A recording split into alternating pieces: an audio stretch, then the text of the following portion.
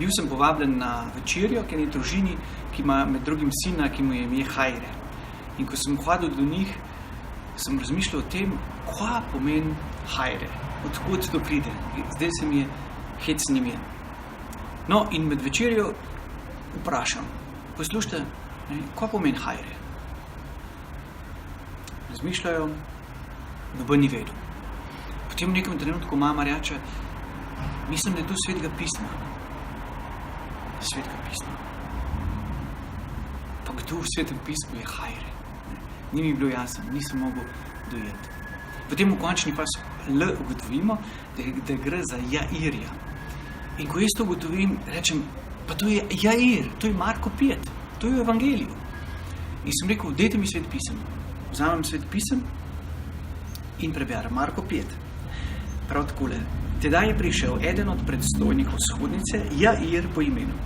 Ko ga je zagledal, je padel k njegovim nogam in ga zelo prosil, rekoč, z mojo hčerko je zelo hudo, pridi in položi roke na njo, da ozdravi in ostane pri življenju. In potem Jezus med veliko množico gre v njegovo hišo, ko pride do nje, je hčerka že mrtva in potem jo obudi od mrtvih in vsi so zaprepadeni. In jaz rečem, no, ampak ta zgodba je tudi v Mateju in ta ista zgodba je tudi v Luka, da 3-krat v Evangeliju imamo isto zgodbo o tem Jairju. In takrat je mene prevzelo eno veliko veselje, kakor da bi Jairje srečal, kakor da bi ga imel pred sabo. In sem se rekel, Jair, ti si imel tako zaupanje v Jezusa, da si padel pred njegove noge v veri, da on lahko reši situacijo, ki je po človeško gledano nemožna, da bi jo kdo rešil. Ki je, pač ni variante, da bi kdo kaj takega naredil. In vendar si imel zaupanje v Jezusa in vendar si veroval, da lahko to naredi.